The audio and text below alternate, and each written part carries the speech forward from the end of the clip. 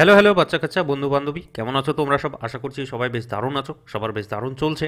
তো সামনেই আমাদের পরীক্ষা একটা শেষ হয়ে গেল, সেটা হলো থার্ড সেমিস্টারের পরীক্ষা। সবার বেশ ভালো হয়েছে এটা আমি আশা করছি। আবার নানা ঋষিমুনির আবার নানা মত হতে পারে, ভালো খারাপ কম বেশি যাই হোক না কেন, পরবর্তী সেমিস্টারের জন্য আমাদেরকে রেডি হতে হবে। তো সেটার রিগার্ডিং প্রথম ক্লাস, আমাদের ইন্ট্রো ক্লাস আজকে এটা হতে চলেছে। তো ফোর্থ সেমিস্টারের ম্যাথমেটিক্স পাস যারা আছো তাদের জন্য এই ভিডিওটা ইম্পর্টেন্ট হতে চলেছে। এখানে বেসিক্যালি আমি বেশ কিছু জিনিস ডিসকাস করব, যেমন হলো ধরো সিলেবাসটা কী, সেটার কোয়েশ্চেন প্যাটার্নগুলো কী কী আছে, মানে পরবর্তী কোয়েশ্চেন প্যাটার্নগুলো কী কীভাবে হবে। তো এই সমস্ত জিনিসগুলোকে ডিসকাস করব। অ্যাট দ্য সেম টাইম আমি আজকে থেকেই একটুখানি সিলেবাসটাকে কন্টিনিউ করতে শুরু করব, পড়াতে শুরু করব। ঠিক আছে? তো প্রতিবারের মতোই আমরা যখন ব্যাচ শুরু করি ব্যাচটার একটা নাম দিই। তো এইবারকার জন্যে অন্য কিছু নাম খুঁজে পেলাম না, আমি এইবারের ব্যাচের নামকরণ করেছি এসআরকে ব্যাচ। ঠিক আছে? তো এখানে এসআরকে ধরে আমি এখানে ক্লাসরুমে বসিয়ে দিয়েছি। এখানে অঙ্ক করা হচ্ছে। তো যাকগে, লেবার খাটনি আবার শুরু করতে হবে, কিছু করার নেই, আমাদেরকে এগিয়ে যেতে হবে। ওকে, তো আর কি বলবো, এখানে কিছু বলার নেই আর তেমন।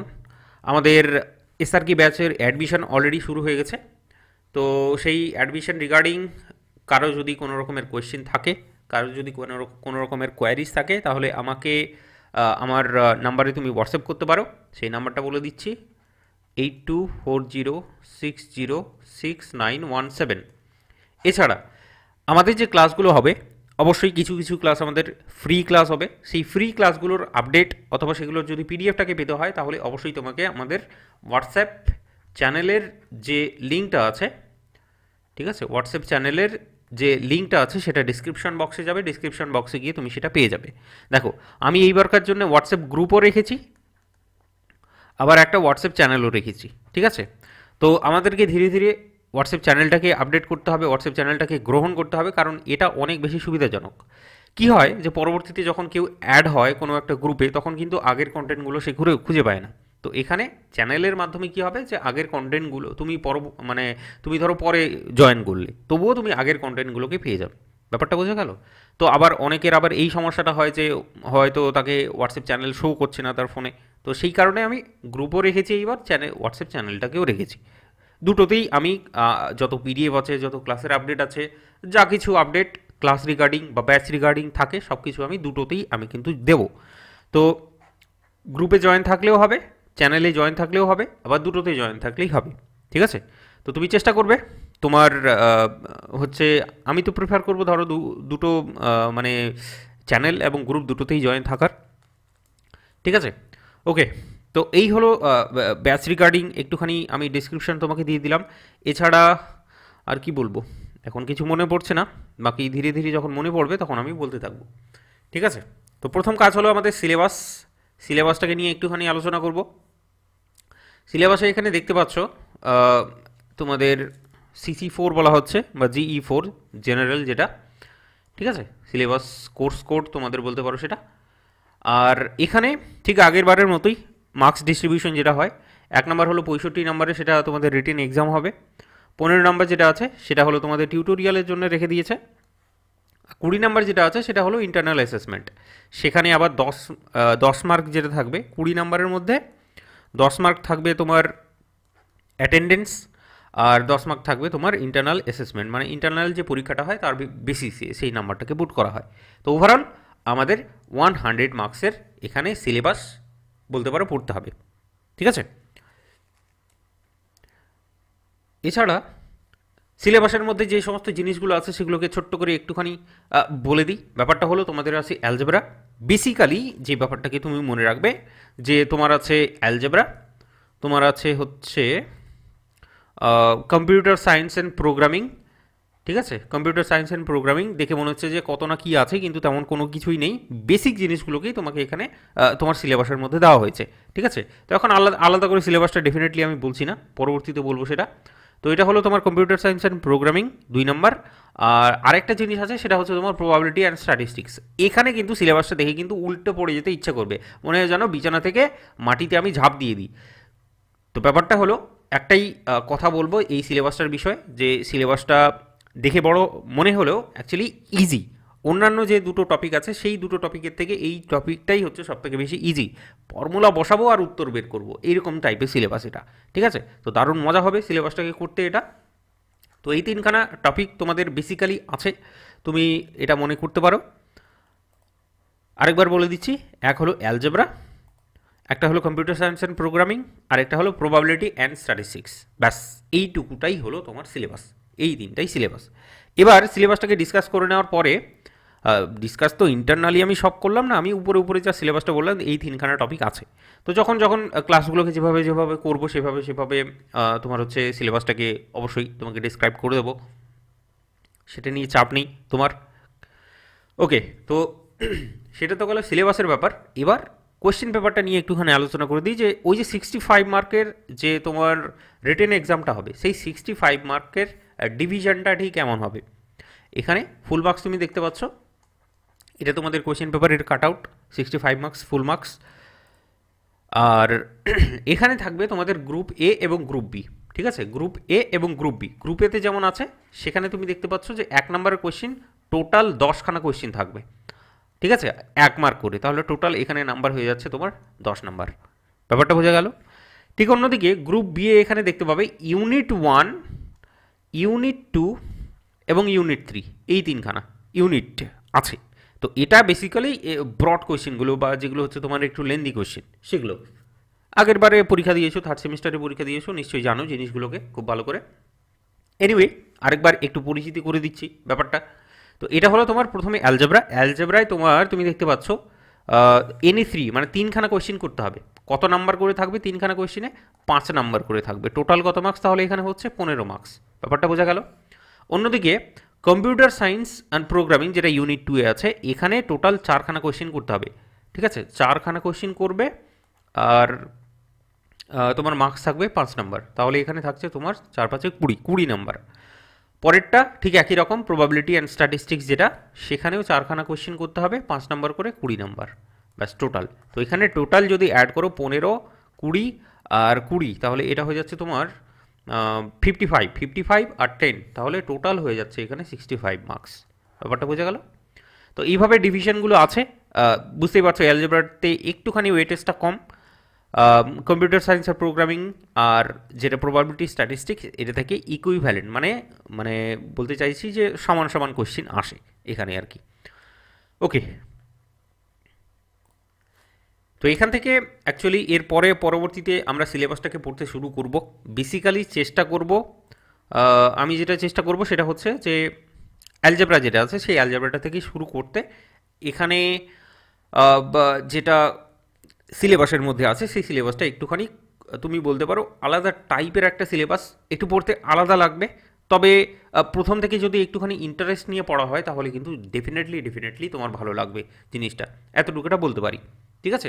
যদিও আজকে প্রথম থেকে শুরু করবো না, এখানে মাঝখান থেকে একটা টপিক, একটা ইজি টাইপের একটা টপিক নিচ্ছি, সেটা হলো রিয়াল কোয়াড্রেটিক ফর্ম। এই টপিকটাকে আমরা আজকে করব, ঠিক আছে? এটাই সিলেবাসের মধ্যে আজকে এই ক্লাস থেকে শুরু হচ্ছে। তো সিলেবাসটাকে আশা করছি তোমার পুরোপুরি ক্লিয়ার হয়ে গেছে, বেসিক ধারণাটুকু হয়ে গেছে। ঠিক আগের মতোই থার্ড সেমিস্টারে যেভাবে পরীক্ষা দিয়েছো বা সেকেন্ড সেমিস্টারে যেভাবে পরীক্ষা দিয়েছো, ঠিক একই রকম এখানে একটা সিলেবাস আছে, ঠিক আছে? সিলেবাসটার PDF যেটা আছে সেটা আমি জানি না তোমাদের কাছে আছে কি নেই, তবুও আমি এক কাজ করব, তোমাদের যে হোয়াটসঅ্যাপ চ্যানেল বা তুমি বলতে পারো যেটা হলো তোমাদের হোয়াটসঅ্যাপ গ্রুপ, সেখানে আমি কিন্তু দিয়ে দেবো, ঠিক আছে? 2 জায়গায় কিন্তু অ্যাড হয়ে থাকবে, চ্যানেলে কিন্তু অবশ্যই চেষ্টা করবে চ্যানেলে অ্যাড হয়ে থাকার। তাহলে ওই যে পরবর্তীতে কী হয় যে PDFগুলো পরে আর ডাউনলোড হয় না, ফোনে দেখবে, শেষের দিকে গিয়ে দেখবে যে মানে ধরো 5 মাস পর বা 4 মাস পরে গিয়ে যখন PDFগুলোকে ডাউনলোড করবে আবার, তখন দেখবে যে আর ডাউনলোড হচ্ছে না, তখন আবার এসে আমাকে বলে স্টুডেন্ট যে PDFটাকে দেওয়া হোক। তো যদি চ্যানেলে জয়েন হয়ে থাকো তাহলে চ্যানেলের এই সুবিধাটা আছে যে সেই সমস্যাটা হবে না। ব্যাপারটা বোঝা গেল? এটা টেলিগ্রাম চ্যানেলের মতোই জিনিসটা। আচ্ছা, তাহলে SRK ব্যাচ যেটা আমাদের নতুন ব্যাচ শুরু হতে চলেছে, এই ব্যাচে যদি অ্যাডমিশন কারণ আমার ইচ্ছে থাকে তাহলে অবশ্যই আমার সাথে কন্ট্যাক্ট করে নিও এই নাম্বারে, ঠিক আছে? সেখানে ফিস রিগার্ডিং যে স্ট্রাকচারটা আছে সেখানে তো লিখে দিয়েছি আমি অলরেডি, দেখতে পাচ্ছ। কিন্তু অ্যাডিশনাল যে ব্যাপার স্যাপারগুলো আছে সেগুলোকে আমি তোমাদের হোয়াটসঅ্যাপ চ্যানেল বা গ্রুপে সেখানে জানিয়ে দেবো, এখানে আর সময় নষ্ট করছি না। যাকে সো উইদাউট ওয়েস্টিং টাইম, তাহলে আমরা আমাদের কাজ শুরু করি। কাজ বলে তো আমাদের যেটা সিলেবাস আছে, যেটা পড়তে চাইছি আজকের জন্যে, একটা ছোট্ট ক্লাস, ছোট্ট সহজ সাধারণ, হ্যাঁ, যে ক্লাসটাকে নিতে চাইছি সেই ক্লাসটাকে এখান থেকে কিন্তু আমি শুরু করছি। ঠিক আছে, তো প্রেম প্রীতি ভালোবাসা নিয়ে শুরু করে দেওয়া যাক আজকের ক্লাসটা।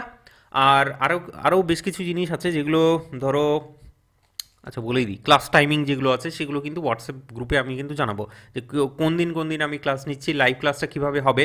অবশ্যই আমাদের অ্যাপে হবে ক্লাসটা, ডেফিনেটলি তোমরা নিশ্চয়ই জানো বিষয়টা। তো অ্যাপটাকে ডাউনলোড করতে হবে, সেখানে আমি জয়েন করে নেব, তারপরে তোমাদের ক্লাসটা লাইভ ক্লাস হবে। আমি সপ্তাহে মাত্র 2 দিন পড়াই, অনলি বিকজ অফ তোমাদের যেন হেডেক বা চাপটা যেন কম হয়। আমি জানি তোমরা খুবই ব্যস্ত, ব্যতিব্যস্ত মানুষ, তোমাদের অনেক কাজ থাকে সামনেই। আবার তোমাদের ধরো ফেব্রুয়ারি মাস পার হয়েছে, তো তোমাদের দায়িত্বটা নিশ্চয়ই আরও বেশি বেড়ে গেছে, আমি খুব ভালো করে জানি। তো সেই রিগার্ডিং আমি মাত্র 2 দিন ক্লাস নেব। 2 দিনে চেষ্টা করব ওই মোটামুটি 1.5 ঘন্টা থেকে 2 ঘন্টা করে ক্লাস হয় প্রত্যেকটা ক্লাস। সেই ক্লাসের মধ্যেই আমি পুরো সিলেবাসটাকে শেষ করব। এর আগেও শেষ করেছি, তোমাদেরও শেষ হয়ে যাবে, সেটা নিয়ে চিন্তা করার কোনো দরকার নেই। এবার কিছু কিছু জিনিস একটুখানি বলি, যেটা আগের সেমিস্টারগুলোতে আমার মনে হয়েছে যে সেগুলো ভুল হচ্ছে বা ভুল করেছো বিষয়গুলো, সেগুলো হচ্ছে যে লাইভ ক্লাস যেটা আছে সেটাকে অ্যাটেন্ড না করা। লাইভ ক্লাস কিন্তু অবশ্যই অবশ্যই লাইভ ক্লাস করার চেষ্টা করবে, অথবা যদি মনে হয় যে না আমি লাইভ ক্লাস করব না, আমি রেকর্ডেড ক্লাস দেখব, তো রেকর্ডেড ক্লাসটা অবশ্যই অবশ্যই যেই দিন লাইভ ক্লাস হচ্ছে তার 1-2 দিনের মধ্যেই কিন্তু সেটাকে কমপ্লিট করে নিও। কারণ প্রবলেম কী হয় আমি সেটা বলছি তোমাকে, তোমরা তো ছোটো, ব্যাপারটা বুঝতে পারো না।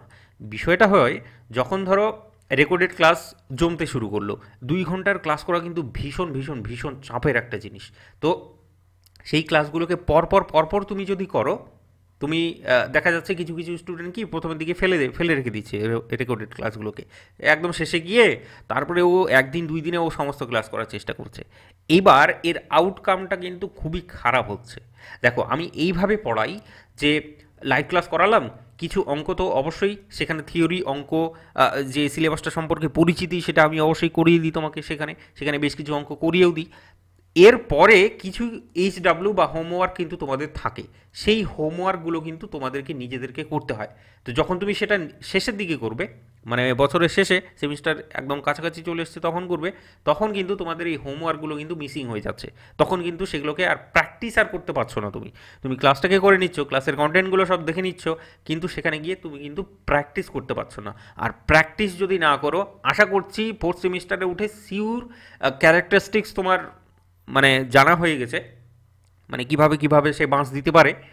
তো বিষয়টা হচ্ছে যে প্র্যাকটিস যদি না থাকে তাহলে কিন্তু সিউর পরীক্ষায় গিয়ে কিন্তু নামানো সেটা সম্ভব নয়। কোনো একটা অঙ্ককে মিনিমাম 3 থেকে 4 বার যদি প্র্যাকটিস না করো, জানা অঙ্কও কিন্তু তুমি গিয়ে নামাতে পারবে না। এটা কিন্তু ভীষণ ভীষণ ভীষণ সমস্যার একটা ব্যাপার। তাই চেষ্টা করবে লাইভ ক্লাস করার। লাইভ ক্লাস যদি সেই দিন না করতে পারো, 1-2 দিনের মধ্যেই সেই ক্লাসটাকে, রেকর্ডেড ক্লাসটাকে করে নেওয়া, আর তার রিগার্ডিং যে এইচডাব্লিউগুলো আছে সেই এইচডাব্লিউগুলোকে কমপ্লিট করে নেওয়া। ঠিক আছে, তো প্রসেস পদ্ধতি আমি কিন্তু প্রথম ক্লাস সেই কারণেই কিন্তু বলে দিচ্ছি, নইলে কিন্তু আমি এইসব ভাঁট কথাবার্তা বকি না। আমি, তুমি খুব ভালো করে জানো, ক্লাসে শুধু আর শুধুমাত্র আমি শুধু কন্টেন্ট দিতেই বিশ্বাসী। ঠিক আছে, চলো তাহলে আমরা শুরু করে দিই যে আজকের যে টপিকটা নিয়ে আমি একটুখানি আলোচনা করতে চাই। শুরু করব ডেফিনেটলি, ছোট্ট একটু ক্লাসটাকে ছোট রাখার চেষ্টা করছি, সো দ্যাট তোমাদের যেন ইজি হয়, কারণ প্রথম দিনে একটু চাপ দিয়ে দিলে কিন্তু মুশকিল হয়ে যায়। আচ্ছা, তো ইউটিউব ক্লাসগুলো নিয়েও একটুখানি বলে দিই, এত যখন বকলাম। তো ইউটিউব ক্লাস কিছু কিছু আমাদের ক্লাস থাকে যেগুলো ধরো ইজি ইজি টপিক, বা যেগুলো খুব ইন্টারেস্টিং টপিক, অথবা মাঝে মাঝে যেগুলো হার্ড টপিক থাকে সেগুলোকেও আমি ইউটিউবে সেগুলোকে দিই, যেন সহজভাবে সেই টপিকটাকে যেন বোঝা যায়। ঠিক আছে, তো পুরো সিলেবাসটা আমি ইউটিউবে অবশ্যই আমি আপলোড করব না। পুরো সিলেবাসটা আমরা কিন্তু সেই এসআরকে ব্যাচ আছে সেখানে কিন্তু করব। কিন্তু মাঝে মাঝে তুমি দেখবে যে কিছু কিছু ক্লাস আমি ইউটিউবে দিয়ে দিই, সেখান থেকে তোমরা করতে পারো। এছাড়া আমি ডাইরেক্টলি তোমাদের যে হোয়াটসঅ্যাপ গ্রুপ বা হোয়াটসঅ্যাপ চ্যানেলটা আছে সেখানে কিন্তু ডাইরেক্টলি সেখানে লিঙ্কটাকে প্রোভাইড করে দিই, ইউটিউব লিঙ্ক যেটা থাকে সেটাকে প্রোভাইড করে দিই সেখানে। ঠিক আছে, তো সেই জন্য অবশ্যই গ্রুপ আর হোয়াটসঅ্যাপ গ্রুপ আর হোয়াটসঅ্যাপ যে চ্যানেলটা আছে সেখানে জয়েন হয়ে থাকতে হবে। ঠিক আছে, চলো। আর পিডিএফও সেই একই জায়গায় পেয়ে যাবে। ওকে, তো এতটা বকাবকি করার পর আমরা আমাদের যেটা সিলেবাস সেই সিলেবাসটাকে শুরু করতে চলেছি। আজকে যে টপিকটা পড়বো অবশ্যই খাতা পেন নিয়ে বসবে, ঠিক আছে, টেবিল হয়ে বসবে না। Real quadratic form, quadratic form, এটা একটা সুন্দর চ্যাপ্টার, পড়তে বেশ ভালো লাগবে। আজকে শুরু করছি আমরা অ্যালজেব্রার একটা ছোট্ট টপিক। এখানে চ্যাপ্টারের নাম হলো Real quadratic form. Quadratic form যে ব্যাপারটা আছে সেটা কিন্তু আমাদের একটু একটু হলেও জানা আছে। কোয়াড্রেটিক ফর্ম, কোয়াড্রেটিক ফর্ম যে ব্যাপারটা আছে সেটাকে আমরা কিন্তু অলরেডি জানি, তাই না? সেটাকে কি বলা হতো, দ্বিঘাত সমীকরণ বলা হতো মনে হয় বাংলায়। তো কোয়াড্রেটিক ফর্মটা অ্যাকচুয়ালি আমরা যেটা জানি সেটা হচ্ছে a x square plus b x plus c, ঠিক আছে? এইটা ছিল তোমাদের কোয়াড্রেটিক ফর্ম। আর কোয়াড্রেটিক ইকুয়েশন যদি বানাতে চাও সমান সমান শূন্য, এটা হলো তোমার কোয়াড্রেটিক ফর্ম বা কোয়াড্রেটিক ইকুয়েশন তুমি বলতে পারো। কিন্তু আমাদের এই চ্যাপ্টারে যেটা বলেছে সেটা হলো রিয়াল কোয়াড্রেটিক ফর্ম। তার মানে এই কোয়াড্রেটিক ফর্মের সাথে যদি আমরা রিয়ালটাকে অ্যাড করি তাহলে এটা কি বলা হচ্ছে, বলছে যে আগে যে কোয়াড্রেটিক ফর্মটা ছিল সেখানে তুমি দেখতে যে এক্সের পাওয়ার 2, ঠিক আছে? এই যে প্রথম টার্মটা তুমি দেখতে পাচ্ছ সেই প্রথম টার্মে এক্সের তুমি বলতে পারো ডিগ্রি, সেটা হচ্ছে 2। পরবর্তী যে টার্মটা আছে সেটার ডিগ্রি কিন্তু 2 নয়, সেটার ডিগ্রি কিন্তু কমে গেল, 1 হয়ে গেল। আর তার পরবর্তীতে ডিগ্রি তো আরও 0, এক্সের পাওয়ারে 0, তাই তো? এক্স টু দি পাওয়ার 0 সমান সমান 1 হয়, আমরা জানি। তো এখানে বলছে যখন সেটা কোয়াড্রেটিক ফর্ম না হয়, যখন সেটা রিয়াল কোয়াড্রেটিক ফর্ম হয়, তখন অ্যাকচুয়ালি এই জিনিসটাকেই আমাকে মাথার মধ্যে রাখতে হবে যে প্রথম টার্ম হোক, দ্বিতীয় টার্ম হোক, তৃতীয় টার্ম হোক, সমস্ত টার্মের ডিগ্রি কিন্তু সব সময় 2 হতে হবে। সব সময় কি হতে হবে, 2 হতে হবে অবশ্যই, ঠিক আছে? সেই জন্য কোয়াড্রেটিক বা দ্বিঘাত ব্যাপারটাকে বলা হয় মানে 2, ঠিক আছে? তো ডিগ্রিটাকে কিন্তু এখানেও তোমার ধরো তুমি বলতে পারো এখানে যদি আরও একখানা নিয়ে নিতাম, ধরো এই যে কোয়াড্রেটিক ফর্মটা আছে এই কোয়াড্রেটিক ফর্মটাকে আমরা রিয়াল কোয়াড্রেটিক ফর্ম আকারে যদি লিখি, ধরলাম এখানে দুখানা ভেরিয়েবল তোমাদের দেওয়া আছে এক্স এবং ওয়াই, তাহলে a x square plus b x y plus c y square, এটাই হয়ে গেলো তোমাদের আলটিমেটলি রিয়াল কোয়াড্রেটিক ফর্ম। আমি কন্টেন্ট দিতে পারলাম, আশা করছি ঝাঁ চকচকে করতে পেরেছি, তাই তো? দেখো এটার প্রথম টার্মটার ডিগ্রি কত, 2, দ্বিতীয় টার্মটার ডিগ্রি 2, তৃতীয় টার্মটার ডিগ্রিও কিন্তু 2। এইভাবেই এটা কিন্তু রিয়াল কোয়াড্রেটিক ফর্ম হয়ে যায়। এবার 4th সেমিস্টারে উঠে গেছো, একটুখানি হলেও বড় হয়ে গেছো, তাহলে ডেফিনেশনটা আমাদেরকে একটু স্ট্যান্ডার্ড ফর্মে লিখতে হবে সেটা, ঠিক আছে? তো চোখ বন্ধ করে অবশ্যই লিখবে, চোখ বন্ধ করে লিখবে আমাদের রিয়াল কোয়াড্রেটিক ফর্মের যেটা ডেফিনেশন আছে, ঠিক আছে? ওকে, সো ডেফিনিশন বলে হেডিং মারো, ডেফিনিশন, ঠিক আছে?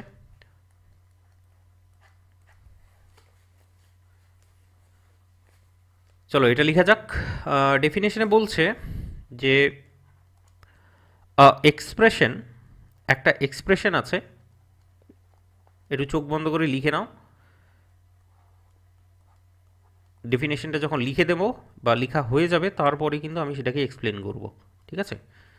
This one equal to summation of j equals to 1 থেকে n, summation of i equals to 1 থেকে n, a i J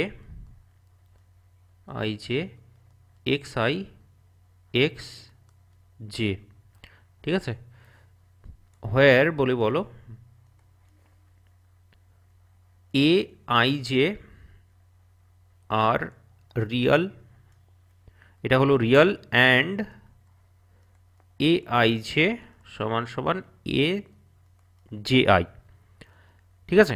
where this one হলো expression, this one real, okay, is called, বা এটাকে এক কাজ করে এটাকে ব্র্যাকেট নিয়ে নিলে ভালো হয়, তার মানে এখান থেকে শুরু হচ্ছে আর কি, এখান থেকে এই এক্সপ্রেশন কিউ দিস ওয়ান, তারপরে ইজ কল্ড, এটাকে বলা হচ্ছে ইজ কল্ড এ রিয়াল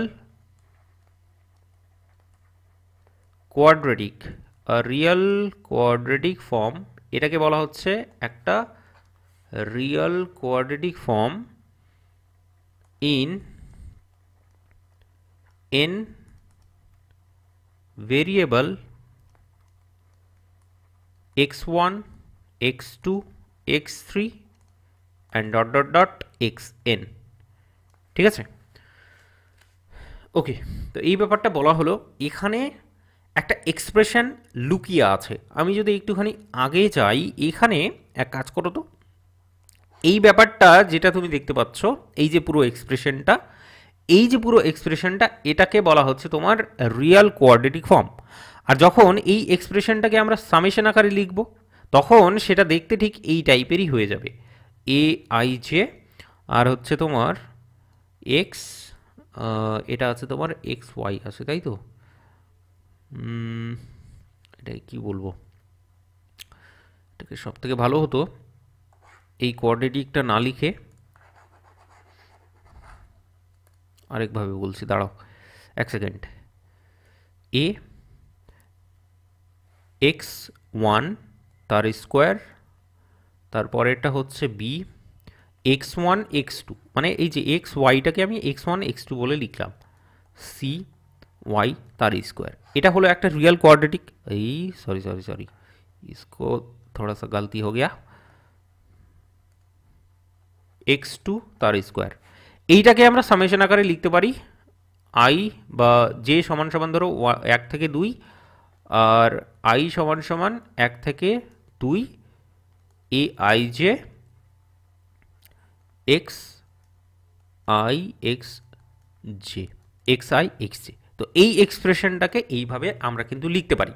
ঠিক আছে, এবার মনে কোশ্চেন হতে পারে এটাকে একটু এক্সপ্যান্ড করে দিলে, মানে এই আই এবং জেগুলোকে পরপর যদি বসিয়ে দেওয়া হয় তাহলে সেটা দেখতে কেমন হবে, a one one x x one তার স্কোয়ার, তারপরে হচ্ছে এ টু ওয়ান টু, হ্যাঁ এ টু ওয়ান বা ওয়ান টু যেটা হচ্ছে, তারপরে হচ্ছে এক্স ওয়ান এক্স টু, তারপরে পাচ্ছি ধরো a one two x one x two, আরেকটা হচ্ছে a two two x two তার স্কোয়ার।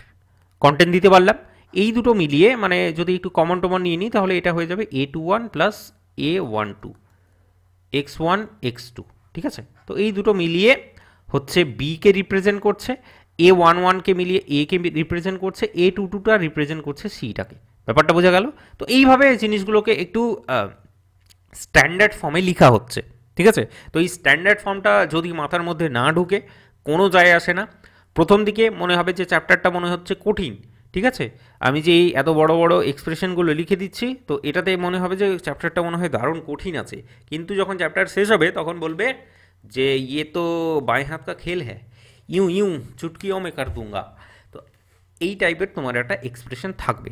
ঠিক আছে, তো ব্যাপারটা হলো সিলেবাসটাকে একটুখানি যদি দেখাই, মানে যেখান থেকে যেই সিলেবাসটাকে করতে চলেছি, মানে রিয়েল কোয়াড্রেটিক ফর্ম ইনভলভিং কি বলা আছে, নট মোর দেন 3 ভেরিয়েবল, মানে 3খানা ভেরিয়েবল থাকবে, x one x two x three থাকতে পারে, অথবা এক্স ওয়াই এবং জেড। তোমাদের যেটা পরীক্ষায় থাকে সেটা এক্স ওয়াই জেড থাকে। ঠিক আছে, তো 3খানা ভেরিয়েবল ম্যাক্সিমাম থাকতে পারে, তার কমও থাকতে পারে। প্রবলেম অনলি বলে দিয়েছে, তার মানে থিওরিতে তোমাকে কোনো মাথা দিতে হবে না তেমনটা। ঠিক আছে, যেটা আসবে সেটা হলো তোমাদের পিওরলি প্রবলেম আসবে। প্রবলেম বলে তো ওই যে অঙ্কগুলো আসবে, আর অঙ্কগুলো খুবই সহজ। ঠিক আছে, তো থিওরিটাকে একটু ধৈর্য ধরে একটুখানি বুঝে নিও। কেন বলছি বুঝে নিও, বিকজ অফ যে বোরিং লাগবে ব্যাপারটা। ঠিক আছে, থিওরিগুলো পারলে ছেড়ে দিতে পারতাম, তবে পুরোপুরি ছেড়ে দিলে ব্যাপারটা কেমন কেমন হয়ে যায়। আচ্ছা, তো ডেফিনেশনটা আমরা লিখলাম, বলছে ওই যে পুরো এক্সপ্রেশনটা, যে পুরো সামেশনটা আছে, পুরো সামেশনটাকে আমরা লিখেছি কিউ আকারে। তো কিউ দিয়ে এই পুরো সামেশনটাকে লিখেছি, আর এই কিউটাকেই বলা হচ্ছে real quadratic form in n variable. আর ভেরিয়েবলগুলো কি, x one x two x three dot dot dot x n. তোমাদের খালি 3খানা ভেরিয়েবল নিয়েই কাজ করতে বলেছে, অথবা তার কম ভেরিয়েবল থাকলেও মানে সেই রিগার্ডিং সেই টাইপের অঙ্ক আসতে পারে। ঠিক আছে, হয়তো 3 আসলো 3খানা ভেরিয়েবল নিয়ে, অথবা 2খানা ভেরিয়েবল নিয়ে। আশা করছি বুঝতে পারছো জিনিসটা। আচ্ছা, অনেক সময় নষ্ট করে দিলাম, বিষয়টা হচ্ছে এর অ্যাডিশনালি আরও কিছু জিনিস তোমাকে লিখতে হবে এখানে, সেটাকে লিখে নাও, অ্যাড করে নাও। সেটা হচ্ছে নোট বলতে পারো, নোট বলে লিখে নিচ্ছ যে এই যে রিয়েল কোয়াড্রেটিকটা আছে, এই যে কিউটা আছে, এই কিউটাকে বলছে একরকমভাবে প্রকাশ করা যায়। কেমনভাবে প্রকাশ করা যায়? একটা এক্সটি এ এবং এক্স আকারে, ঠিক আছে? কিউটাকে এক্সটি এক্স হলো কি, এটা হলো একটা ম্যাট্রিক্স, এটাও একটা ম্যাট্রিক্স, এক্স এক্সটাও একটা ম্যাট্রিক্স, ঠিক আছে? এক্স এক্সের এটা টি মানে এক্সের ট্রান্সপোজ নেওয়া হয়েছে। আশা করছি সেই ক্লাস 11-12 থেকে বা যাই হোক গ্রাজুয়েশনে তোমরা অ্যাটলিস্ট এই ম্যাট্রিক্স রিলেটেড যে যত রকমের টার্মগুলো আছে সেগুলো অ্যাটলিস্ট জানো জিনিসগুলো, ঠিক আছে? সেগুলো কিন্তু কাজে লাগবে এখানে, সরি। এনিওয়ে, তো কিউটাকে আমরা লিখতে পারি এক্সটি এ এক্স আকারে। এখানেই কিন্তু এই ব্যাপারটাকে একটুখানি লিখে নাও, ঠিক আছে? কিভাবে লিখতে পারি বা কিভাবে লিখি সেগুলোকে তো অবশ্যই দেখবো আমরা, বাকি সেটাকে লিখে নাও। A real quadratic form also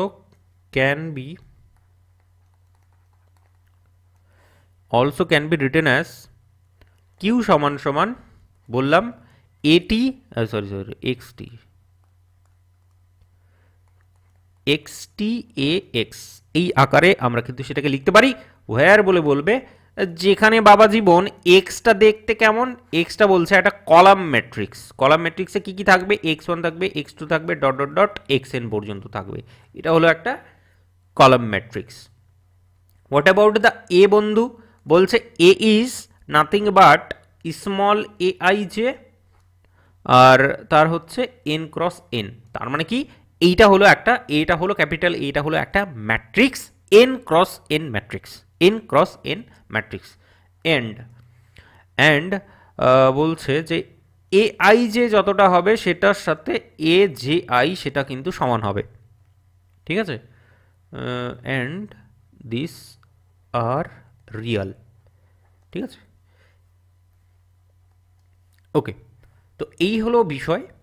ডেফিনেশনটা একটুখানি দেখতে কেমন কেমন লাগবে, মনে ধরবে না একদমই, ঠিক আছে? পছন্দও হবে না, মনে হবে যেন ছুঁড়ে ফেলে দিই। তবে এর রিগার্ডিং একটা এক্সাম্পল দেবো, এক্সাম্পলটা ডেফিনেটলি তোমার বেশ ভালো লাগবে। চলো এক্সাম্পল একটা যে কোনো নেওয়া যাক। একটা এক্সাম্পল নিচ্ছি, ঠিক আছে? এই যে এক্সপ্রেশনগুলো আছে, এক্সপ্রেশনগুলোকে ঠিকঠাক করে লিখতে হবে। যেমন একটা এক্সাম্পল নিলাম, ধরলাম একটা কিউ বলে একটা এক্সপ্রেশন আছে, সেখানে বললাম যে সেটা হবে তোমার, ধরো 2x এর স্কোয়ার প্লাস 6xy প্লাস ধরো 4y স্কোয়ার, নিজের মতো করে আমি একটা এক্সপ্রেশন ধরে নিলাম। তো এইটাকে আমরা এক্সটি এ এক্স আকারে কিভাবে প্রকাশ করব বা কিভাবে লিখব সেটাই হচ্ছে আসল আমাদের এখনকার উদ্দেশ্য, ঠিক আছে? সো কিউ কটা ভেরিয়েবল আছে? দুখানা ভেরিয়েবল আছে টোটাল, এক্স এবং ওয়াই। তো কিউ এক্স ওয়াই আকারে আমরা সেটাকে লিখতে পারি সমান সমান। এইটাকে আমরা লিখব ফার্স্ট অফ অল, এক্সটা কী ছিল? এক্সটা ছিল কলাম ম্যাট্রিক্স, তাই তো? কলাম ম্যাট্রিক্স, তাহলে এক্সের ট্রান্সপোজ যদি না হয় তাহলে সেটা অবশ্যই তোমার হচ্ছে, সেটা অবশ্যই একটা রো ম্যাট্রিক্স হয়ে যাবে। তার মানে এটা এক্স, দূর কমা হবে না, এক্স ওয়াই ম্যাট্রিক্স, ঠিক আছে? এটা তুমি বলতে পারো 1x2 matrix. What about a? আচ্ছা, এটা তো লিখবো আমরা, আর এখানে এক্স ম্যাট্রিক্সটা হচ্ছে দিস ওয়ান, ঠিক আছে? এটা কলাম ম্যাট্রিক্স, তো এটা হলো তোমার কাছে এক্স, আর এক্সটিটা হচ্ছে তোমার দিস ওয়ান, ঠিক আছে? এবার আমাদের কাজ হলো এটাকে বের করা। তো এটা বের করার পদ্ধতি বলতে পারো বেশ কিছু পদ্ধতি আছে, বিভিন্ন ওয়ে বিভিন্ন রকম করিয়েছে, বাট আমার যেটা ভালো লাগে, মানে যেভাবে খুব সহজে আমার মনে হয় বেরিয়ে যায়, সেটা হচ্ছে তুমি এক কাজ করবে, এখানে কত ম্যাট্রিক্সটা হচ্ছে কত ক্রস কত আসবে, মানে অর্ডারটা কি হবে। এখানে তুমি দেখতে পাচ্ছ যে এন অর্ডার আছে, তাই তো, মানে কতগুলো ভেরিয়েবল আছে, এন সংখ্যক ভেরিয়েবল আছে, সেই কারণে এখানে আসলো এন ক্রস এন ম্যাট্রিক্স। এখানে কতগুলো ভেরিয়েবল আছে, দুখানা ভেরিয়েবল আছে এক্স এবং ওয়াই, তাহলে কত অর্ডার কত হবে, 2x2 ম্যাট্রিক্স হবে। ঠিক আছে, কোনো অসুবিধা নেই। তো 2x2 ম্যাট্রিক্স যদি হয়, তুমি এক কাজ করবে, এখানে উপরে লিখে নেবে এক্স ওয়াই, বাঁদিকে এখানে লিখে নেবে x y, x y x y. তাহলে এখানে যদি একটুখানি লক্ষ্য করো, এটা এই দুটো গুণ করলে এক্স এক্স গুণ করলে এক্স স্কোয়ার লিখলাম, এক্স ওয়াই গুণ করে হচ্ছে লিখছি এক্স ওয়াই, এখানে ওয়াই এক্স লিখছি, আর ওয়াই ওয়াই গুণ করলে ওয়াই এর স্কোয়ার। ঠিক আছে, এইভাবে কিন্তু আমরা 2x2 ম্যাট্রিক্সটাকে এইভাবে একটু ইমাজিন করতে পারি। দিস ইজ নট দ্য নিয়ম, বাট সেটাকে আমরা ইমাজিন করতে পারি। এবার বিষয়টা হচ্ছে, আচ্ছা নিচেই লিখছি, যে এবার তাহলে আলটিমেটলি 2x2 ম্যাট্রিক্সটা কী আসবে। দেখো এক্স স্কোয়ারের কোএফিসিয়েন্ট কী আছে, এখানে আছে বলছে 2। ঠিক আছে, কোনো অসুবিধা নেই। ওয়াই স্কোয়ারের কোএফিসিয়েন্ট কী আছে, বলছে ওয়াই স্কোয়ারের কোএফিসিয়েন্ট 4 আছে, 4টাকে লিখলাম। এক্স ওয়াই এবং ওয়াই এক্স দুটোই তো গুণ, মানে এক্স ওয়াই আর ওয়াই এক্স দুটোই তো সমান, তাই না, একই তো ব্যাপার, গুণ করছি তো সমান হবে না, অবশ্যই সমান হবে। তো যেহেতু দুটোই সমান, সেই কারণে এই যে 6xy সেটাকে আমরা লিখে নিতে পারি, 6xy যেটা আছে সেটাকে যদি এইভাবে লিখে নিই, 3xy প্লাস 3xy সমান 2 ভাগে ভাগ করে নিলাম। ঠিক আছে, 6টাকে 3 আকারে 2 ভাগে আমি ভাগ করে নিলাম, তাহলে একবার এখানে 3, একবার এখানে 3। তো এইভাবেই এই যে ম্যাট্রিক্সটা 2x2 ম্যাট্রিক্সটা এইভাবেই অ্যাকচুয়ালি বেরিয়ে চলে আসে দারুণভাবে।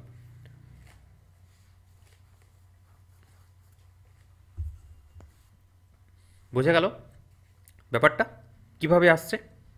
তো ডেফিনেটলি এখানে আমি বেশি কিছু লিখলাম না, আমি জাস্ট দেখালাম যে এই ম্যাট্রিক্সটা অ্যাকচুয়ালি কীভাবে আসে। ঠিক আছে, ওকে। তো এটা হলো ধরো 2x2 ম্যাট্রিক্স। ঠিক আছে, 2x2 ম্যাট্রিক্স। আর এটাকে এই যে ম্যাট্রিক্সটা আছে, আচ্ছা পরে লিখবো, ছাড়া বাদ দাও সেটা, বা এখানে লিখে দিই। ঠিক আছে, এই জায়গাটা একটুখানি লিখে নাও তো, এডিশনালি অ্যাড করে নাও এখানে। এ ইজ কল্ড, এ কে বলা হচ্ছে তোমার associated matrix, associated matrix of of the real quadratic, বা অফ কিউ বলে দিতে পারো ডাইরেক্টলি, এই যে কিউ সেই কিউ ব্যাপারটা বলে দিতে পারো। এটাকে তাহলে কি বলা হচ্ছে, অ্যাসোসিয়েটেড ম্যাট্রিক্স বলা হচ্ছে। তো সেইটুকুটা অ্যাড করে নিও জাস্ট, আর কিছু না। যাকে, তো এটা হলো তোমার 2x2 অর্ডারের একটা ম্যাট্রিক্স আমি বের করলাম। এবার যদি চাই একটা 3x3 অর্ডারের ম্যাট্রিক্স বের করতে, এর জন্য আমাকে এক্সাম্পল নিতে হবে ডেফিনেটলি। দাঁড়াও একটা বই থেকে এক্সাম্পল নিই, যেমন হচ্ছে একটা এক্সাম্পল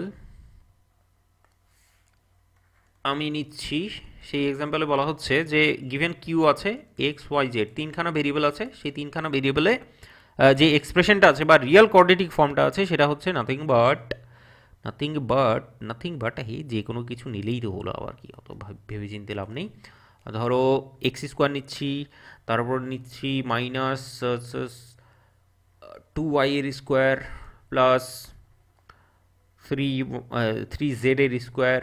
ঠিক আছে, 3z এর স্কোয়ার প্লাস ধরো বললাম 4xy, হ্যাঁ সবগুলো প্লাসে নিচ্ছি বা মাইনাস নিয়ে নিলাম, ধরো 6yx প্লাস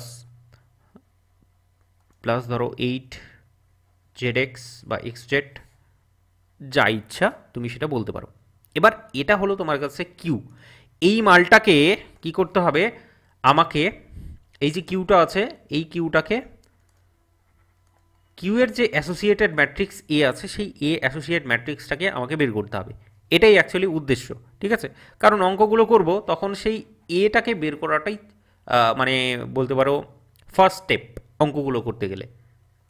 ঠিক আছে, তো অ্যাসোসিয়েটেড ম্যাট্রিক্সটা এর থেকে আমরা বের করতে শুরু করছি। তো এখানে কিউটাকে আমি বলে দিলাম ধরো capital x T A x. So what about x, তুমি ডেফিনেটলি এক্স সমান সমান তোমার ধারণা আছে এক্স হলো একটা কলাম ম্যাট্রিক্স, আর এখানে কতগুলো ভেরিয়েবল আছে, 3খানা, এক্স ওয়াই জেড। ব্যাপারটা বোঝা গেল, এইটা এক্স।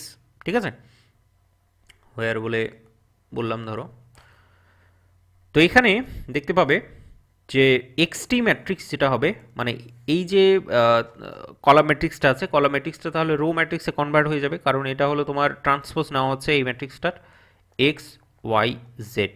ঠিক আছে, মাঝখানে থাকবে আমাদের এ বাবা জীবন, এ বাবা জীবন আছে, আর ডান দিকে থাকবে এক্স, এক্স ওয়াই আর জেড। ঠিক আছে, তো এটা কত ক্রস কত ম্যাট্রিক্স হবে? ডেফিনেটলি তুমি বলতে পারবে যে এটা হলো যেহেতু তিনখানা ভেরিয়েবলের তোমার এক্সপ্রেশন, সেই কারণে আমরা এখানে 3x3 একটা অ্যাসোসিয়েটেড ম্যাট্রিক্স পাবো। কিভাবে পাবো সেটাই হলো এখন আসল উদ্দেশ্য।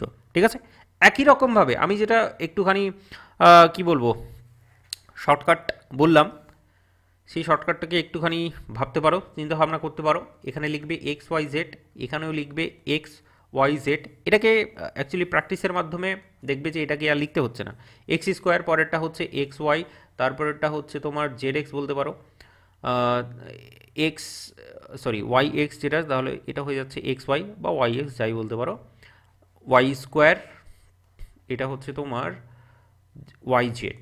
ঠিক আছে, এটা হচ্ছে তোমার জেড এক্স, এই যে জেড আর এক্স, এইটা হচ্ছে তোমার কি হচ্ছে ওয়াই জেড, ওয়াই জেড। ঠিক আছে, আর লাস্টেরটা জেড স্কোয়ার। ঠিক আছে, তো এই অ্যাসোসিয়েটেড ম্যাট্রিক্সটাকে আমাকে বের করতে গেলে এই যে উপরের ম্যাট্রিক্সটা পেলাম সেটার একটু ধার বাকি নিতে হবে, সেটা থেকে ধার নিতে হবে একটুখানি। এক্স স্কোয়ারের কোইফিশিয়েন্ট কি আছে উত্তর দেবে আমাকে, এক্স স্কোয়ারের কোইফিশিয়েন্ট এখানে আছে নাথিং বাট ওয়ান, ওয়ানটাকে লিখে নিলাম। আচ্ছা, এক্স ওয়াই, দেখো এক্স ওয়াই কিন্তু দুখানা আছে, একটা এক্স ওয়াই এখানে, একটা এক্স ওয়াই কিন্তু এখানে। দেখো এক্স ওয়াই কী আছে এখানে, 4xy টোটাল আছে, তাহলে 4-এর মধ্যে এক ভাইকে দেবো আমি এখানে, এক ভাইকে দেবো এখানে, সমান ভাগে ভাগ করে দেবো, সেই কারণে 2 থাকবে এখানে, 2 থাকবে এখানে। ব্যাপারটা বোঝা গেল, সমান ভাগে আমাকে ভাগ করে দিতে হবে, নইলে কিন্তু এখানে লড়াই হয়ে যাবে। ঠিক আছে, Z x, what about Z x? Z x তুমি দেখতে পাচ্ছ এখানে 8 আছে, 8। আর জেড এক্স কত জায়গায় আছে? একটা জেড এক্স এখানে আছে দেখতে পাচ্ছ, একটা জেড এক্স এখানে আছে দেখতে পাচ্ছ, তাহলে টোটাল আছে 8, তাহলে 4 এখানে দেবো, 4 এখানে দেবো। ব্যাপারটা বোঝা গেল। ওয়াই স্কোয়ার, ওয়াই স্কোয়ারের কোএফিসিয়েন্ট -2, -2 বসিয়ে দিলাম। তারপরে হচ্ছে এখানে ওয়াই জেড, তাহলে ওয়াই জেড কত আছে দেখো, এই যে y z -6, 6 y z, 6 y z, এখানে ওয়াই জেড আছে, এখানে ওয়াই জেড আছে, দুখানা ওয়াই জেড আছে, দ্যাট ইজ ওয়াই -6 আছে, তার মানে -3 এবং -3 কন্টেন্ট দিতে পেরেছি, আশা করছি দিতে পেরেছি, বোঝাতেও পেরেছি। জেড স্কোয়ার, জেড স্কোয়ারের কোএফিসিয়েন্ট হচ্ছে 3। So this is the ultimate আমাদের associated matrix of this quadratic form. ঠিক আছে, তো অ্যাসোসিয়েটেড ম্যাট্রিক্সটা কী হচ্ছে তাহলে 1 2 4, 2 -2 -3, 4 -3 এবং 3। ঠিক আছে, তো এইভাবে আমরা অ্যাসোসিয়েটেড ম্যাট্রিক্স এ, অ্যাসোসিয়েটেড ম্যাট্রিক্স এটাকে বের করে নেব। আমাদেরকে 2-4 বার প্র্যাকটিস করতে হবে, তাহলেই কিন্তু বিষয়টা আরও ঝাঁ চকচকে হয়ে যাবে। অলরেডি আশা করছি পুরো ব্যাপারটাই মাথার মধ্যে ঢুকে গেছে। চলো, তো এই এক্সপ্রেশনগুলো আমাদের অনেকবার আসবে, অঙ্ক করতে গিয়ে অনেকবার আসবে, সেগুলোকে আমাদেরকে দেখতে হবে, আমাদেরকে সেগুলোকে সলভ করে সেটার অ্যাসোসিয়েটেড ম্যাট্রিক্সটাকে বের করতে হবে। এখন চলো দেখা যাক যে কিছু অঙ্ক আছে, সেই অঙ্কগুলোকে করা যাক। ঠিক আছে, অঙ্কগুলোকে করা যাক। অঙ্ক করার আগে না, একটু থিওরি পড়তে হবে, আগে আগে থিওরি পড়তে হবে, তারপর অঙ্ক পড়তে হবে। ঠিক আছে, আজকে অঙ্ক খুব একটা বেশি হবে না, অল্পটুকুই হবে, হয়তো থিওরিটা শেষ হতে হতেই অঙ্ক আমরা আজ করতে পারবো না। নেক্সট ক্লাসে আমরা কিন্তু সেই অঙ্কগুলোকে করব। ঠিক আছে, ইউটিউবের মধ্যেই এই টপিকটাকে আমি শেষ করে দেবো ডেফিনেটলি। বাকি কয়েকটা ডেফিনেশন আছে, সেই ডেফিনেশনগুলোকে লিখে নাও, জাস্ট লিখে নাও। ঠিক আছে, মাথার মধ্যেও রাখার দরকার নেই। আরে কিসি কাম কা হ্যাঁ নেই, কা সমঝে।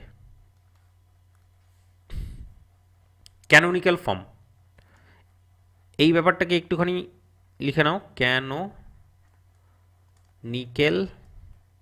ফর্ম, অথবা এটাকে যেটা বলা হয় নর্মাল ফর্ম, নর্মাল ফর্ম। আমরাও সেই বারবার নর্মাল ফর্মই বলবো, ক্যানোনিক্যাল ফর্মটা অতটা বেশি উচ্চারণ করব না, কারণ এটা উচ্চারণ করতে খুবই কঠিন লাগে। ঠিক আছে, বেশি শক্তি নষ্ট করে লাভ নেই। যাকগে, বিষয়টা হচ্ছে ডেফিনেশনটা লিখে দেবো পুরোটা, চলো লিখেই দিই।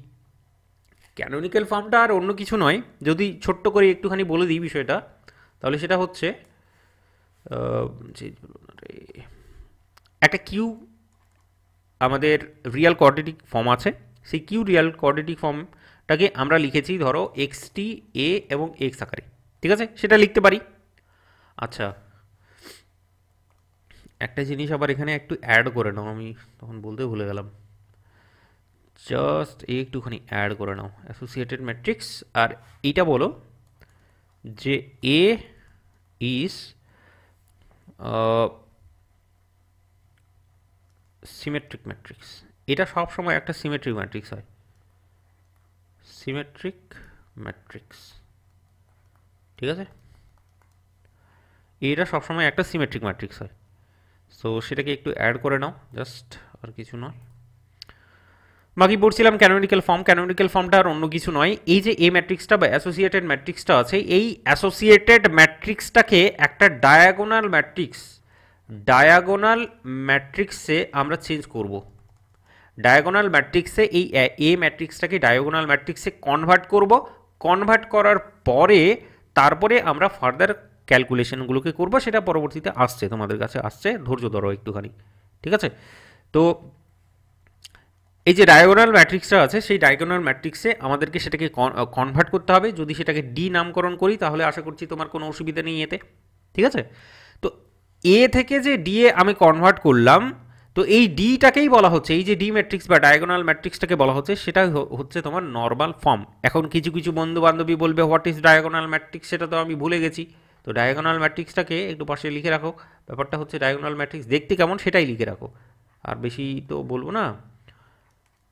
ডায়াগোনাল ম্যাট্রিক্স দেখতে হচ্ছে নাথিং বাট একটা ম্যাট্রিক্স থাকবে, ধরো 3x3 একটা ম্যাট্রিক্স আছে, 3x3 ম্যাট্রিক্সে A0 0 0 B0 0 0 C, এইটা হচ্ছে তোমার একটা ডায়াগোনাল ম্যাট্রিক্স। কেন?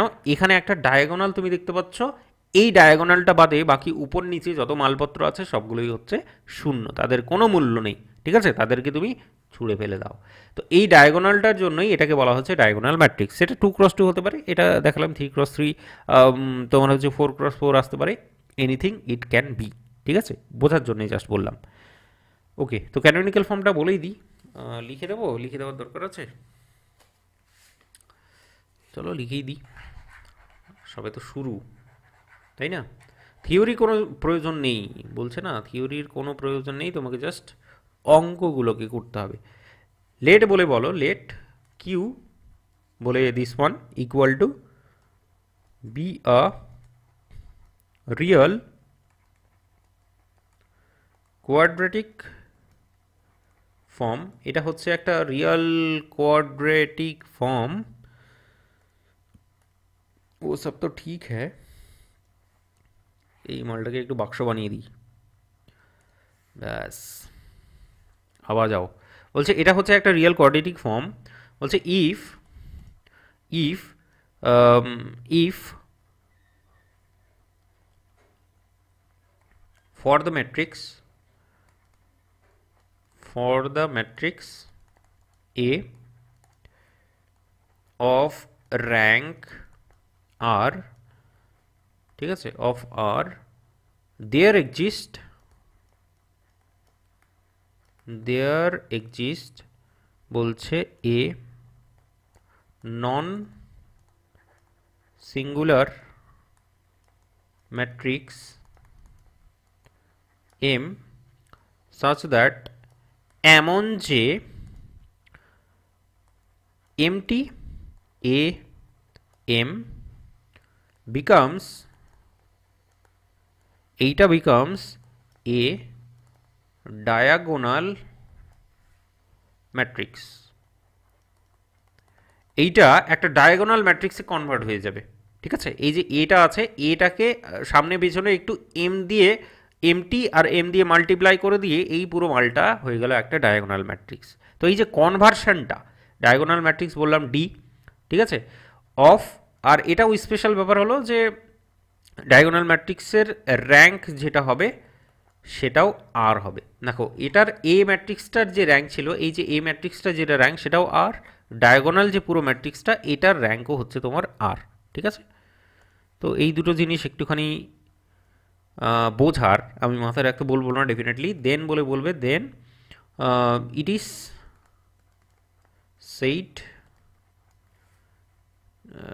Said to be the normal form or canonical form,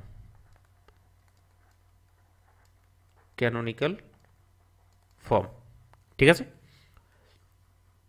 ওকে, তো এটা নিয়ে আর মাথা ঘামিয়ে লাভ নেই বেশি, এতটুকুই ছিল। ক্যানোনিক্যাল ফর্ম, নর্মাল ফর্ম, এগুলো ডেফিনেশন জীবনেও আসবে না, মরে গেলেও আসবে না। ব্যাপারটা হলো জাস্ট তোমার নলেজের জন্যই লিখে দিলাম। আর আমরা যেহেতু প্রথমে শুরু করেছি, তো একটু ভালো করেই শুরু করা যাক। ওকে, তো কোয়াড্রেটিক ফর্মের যেটা আসল টপিক, বা যেই সমস্ত টপিক থেকে তোমাদের কোয়েশ্চেন আসবে, সেটা কিন্তু এখন থেকে আমি শুরু করতে চলেছি, ঠিক আছে। তো এখানে একটা স্ক্রিনশট তোমার জন্য লাগিয়ে দিয়েছি। বেসিক্যালি তোমাদেরকে যেটা বলতে বলে যে একটা কোয়াড্রেটিক ফর্ম দিয়ে দেবে, কিউ সমান সমান বলে এক্স ওয়াই জেড বলে একটা এক্সপ্রেশন তোমাকে দিয়ে দিল, একটা কোয়াড্রেটিক ফর্ম। সেখানে বলছে যে সেটা তোমাকে বলতে বলবে যে সেটা কি, বাবা জীবন বলো তো, সেটা কি পজিটিভ ডেফিনাইট নাকি সেটা পজিটিভ সেমি ডেফিনাইট, নাকি সেটা নেগেটিভ ডেফিনাইট, নাকি সেটা নেগেটিভ সেমি ডেফিনাইট, অথবা এটা কি ইনডেফিনাইট, তুমি সেটা চেক করো। তোমার কোয়েশ্চেনগুলো দেখবে, কোয়েশ্চেনগুলোতে এটাই বলতে বলবে। ওই যে কিউ বলে যে এক্সপ্রেশনটা আছে, যে রিয়াল কোয়াড্রেটিক ফর্মটা তোমার দেওয়া আছে, সেই রিয়াল কোয়াড্রেটিক ফর্মটা পজিটিভ ডেফিনাইট হবে কি হবে না, সেটা তোমাকে চেক করতে বলবে। তোমাকে বলবে যে চেক করো তো এটা পজিটিভ সেমি ডেফিনাইট হচ্ছে কি হচ্ছে না, এটা নেগেটিভ ডেফিনাইট হচ্ছে কি হচ্ছে না, নেগেটিভ সেমি ডেফিনাইট হচ্ছে কি হচ্ছে না, অথবা এটা ইনডেফিনাইট হচ্ছে কি হচ্ছে না, সেটা তোমাকে চেক করতে বলবে। অথবা কোনো কিছুই বলে দেবে না, তোমাকে বের করতে বলবে যে এই পাঁচটা টার্মের মধ্যে কোনটা হচ্ছে কিউকে, মানে কি বলবো, কিউ হচ্ছে এক্সপ্রেস করে, ঠিক আছে। তো বিষয়টা হচ্ছে এগুলো বেসিক্যালি ডেফিনেশন, যেটা স্ক্রিনশট তোমার স্ক্রিনের সামনে দেখতে পাচ্ছ, এটা হলো ডেফিনেশন প্রপার, ঠিক আছে। আর প্রপার ডেফিনেশনটা বুঝতে একটুখানি ডেফিনেটলি অসুবিধা হবে, তবুও আমি বলছি, একটুখানি মন দিয়ে শোনো জায়গাটা। Positive definite if q is greater than zero, বলছে এই যে রিয়াল কোয়াড্রেটিকটা কিউ আছে, রিয়াল কোয়াড্রেটিকটা পজিটিভ ডেফিনাইট হবে তখন যখন এই যে কিউটা গ্রেটার দেন জিরো হবে। আচ্ছা, পুরো এক্স ওয়াই জেডের টার্মটা গ্রেটার দেন জিরো হবে, আচ্ছা এইটুকু তো বুঝলাম। তো বলছে যে for all values of x one x two x n such that at least one is non zero. কী বলা হচ্ছে একটু ভালো করে বোঝো। এই যে পুরো এক্সপ্রেশনটা তুমি দেখতে পাচ্ছ চোখের সামনে, বলছে এই পুরো এক্সপ্রেশনটা হবে গ্রেটার দেন জিরো। কখন গ্রেটার দেন জিরো তোমাকে চেক করতে হবে যে x one x two x n এই যে ভ্যালুগুলো আছে 1 2 3 4, এগুলো তো বসাতে হবে। তুমি সেটাকে চুজ করো, অথবা তোমার বাড়ির লোক চুজ করে, যাই হোক না কেন, চুজ তো কিছু একটা করতে হবে। তো চুজ করার পরে যখন তুমি সেটার সামেশন আকারে, যখন সেটার যোগফল আকারে গুণটুন করে যোগফল আকারে যখন সেটাকে বের করবে, সেটা সব সময় যেন গ্রেটার দেন জিরো হয়। আর এটা অবশ্যই আমাকে মাথায় রাখতে হবে, সবগুলোকে আমি যেন শূন্য না ধরে নিই, মানে এক্স ওয়ানও শূন্য, এক্স টুও শূন্য, dot dot dot x N সমস্ত কিছুই যদি শূন্য ধরে নিই, জিরো ধরে নিই, তাহলে কিন্তু আমি এই কনক্লুশনটা বলতে পারবো না। এদের মধ্যে যে কোনো একজন অ্যাটলিস্ট নন জিরো হতে হবে, অ্যাটলিস্ট নন জিরো হতে হবে। আর যদি নন জিরো হয় আর এই যে গ্রেটার দেন জিরো এই কন্ডিশনটাকে স্যাটিসফাই করে, তাহলে সেটা হয়ে যাবে পজিটিভ ডেফিনাইট। ঠিক একই রকম পজিটিভ সেমি ডেফিনাইট কি বলছে, বলছে এখানে কোনো রকমের ওই সাচ দ্যাট বলে যে রেস্ট্রিকশন আছে সেটা নেই, এ হচ্ছে ফ্রি। বলছে q is greater than zero for all x one x two করে করে এক্স এন। তুমি জিরো বসাও, ওয়ান বসাও, টু বসাও, মাইনাস বসাও, যা ইচ্ছা সেটা বসাও, x x one x two x n এর ভ্যালুগুলো যদি বসাও, বসানোর পরে সব সময় কিউ যদি গ্রেটার দেন জিরো আসে, তখন তুমি বলতে পারবে এই কোয়াড্রেটিকটা হচ্ছে পজিটিভ সেমি ডেফিনাইট, ঠিক আছে। ঠিক একই রকমভাবে নেগেটিভ ডেফিনাইট যে কন্ডিশনটা বা ডেফিনেশনটা আছে, সেখানে বলা হচ্ছে যে এই যে কিউ এর ভ্যালুটা আছে নেগেটিভ হবে, জিরোর থেকে ছোট হবে, তার মানে নেগেটিভ হবে। For all values x one x two dot dot dot x n where at least one is non zero. তার মানে এখানে এক্স ওয়ান এক্স টু এর ভ্যালুগুলো হাতি ঘোড়া যা ইচ্ছা তুমি সেটাই বসাতে পারো না কেন, তোমাকে এটা দেখতে হবে যে অ্যাটলিস্ট একটা নন জিরো টার্ম যেন থাকে, সবগুলোকে তুমি জিরো বসিয়ে দিও না, যে কোনো অ্যাটলিস্ট একটা থাকবে যেটা নন জিরো হবে। নন জিরো টার্ম একটা থাকতে পারে, দুটো থাকতে পারে, সবগুলোই থাকতে পারে, তাতে কোনো অসুবিধে নেই। তোমাকে দেখতে হবে, জাস্ট চেক করতে হবে এগুলোকে সবগুলোকে তুমি যেন জিরো না করে দাও, ঠিক আছে? যে কোনো একটা টার্ম, ধরো এটাকে 2 করে দিলাম, বাকি সবগুলো জিরো, এই কন্ডিশনটা যদি স্যাটিসফাই করে বা এগুলোকে বসানোর পরে যদি কিউ লেস দেন জিরো আসে, এই কন্ডিশনটা স্যাটিসফাই করে, তাহলে তো তুমি বলতে পারবে এটা হচ্ছে নেগেটিভ ডেফিনাইট। আর নেগেটিভ সেমি ডেফিনাইট এখানে বলছে কোনো রকমের রেস্ট্রিকশন নেই, তুমি হাতি ঘোড়া জন্তু জানোয়ার যত আছে সবগুলো বসিয়ে দাও। বসিয়ে দেওয়ার পরে যদি কিউ এর ভ্যালুটা less than equal to zero আসে, তাহলে এটা হচ্ছে নেগেটিভ সেমি ডেফিনাইট। ইনডেফিনাইটের কন্ডিশনটা এখানে একটুখানি বড় সড়ো, একটুখানি বোঝার চেষ্টা করো। বলছে এখানে for some values x1 x2 xn such that at least one non zero থাকতে হবে, যার জন্যে কিউটা হচ্ছে greater than zero, and q is less than zero হবে ফর আদার্স ভ্যালু। তার মানে কি আদার্স ভ্যালু শুধুমাত্র জিরো জিরোই পড়ে থাকছে বলতে পারো তুমি, ঠিক আছে? তো সেই সমস্ত এই যে কন্ডিশনটা আছে, এই কন্ডিশনটা যদি স্যাটিসফাই করে তাহলে সেটা হচ্ছে ইনডেফিনাইট, ঠিক আছে? এবার এতক্ষণ ধরে তোমরা কিন্তু বোকার মতো এই কন্ডিশনগুলো বুঝছিলে, মানে পুরো মাথা খাটিয়ে কিন্তু কন্ডিশনটাকে তুমি কিন্তু বোঝার চেষ্টা করলে, কিন্তু বিষয়টা হচ্ছে কোনো কাজেরই নয় এগুলো। তোমাকে তো আর সেই রণছোড় দাস শ্যামল দাস চাঁচড় হতে হবে না। 3 ইডিয়টস মুভি দেখেছ তো? আমরা তো রাজু রাস্তগি, আমরা তো হলো ডিপ্রেশনওয়ালা আদমি লোক। তো এইটাকে আমরা অ্যাভয়েড করব, বিকজ অফ এটা হলো ডেফিনেশন মার্কা আমাদের থিওরি, ঠিক আছে বলতে পারো। আমরা যেটা ইউজ করবো সেটা হলো শর্টকাট মেথড, ঠিক আছে? শর্টকাট মেথড আছে, সেই শর্টকাট মেথডটা আমি কিন্তু ডাইরেক্টলি বললাম না, প্রথমে এগুলোকে একটুখানি বলে দিয়ে তোমার মাথাটা একটু খারাপ করে দিলাম। এরপরে আমি শর্টকাট মেথডটা আমি এবার তোমাকে বলতে চলেছি, ঠিক আছে?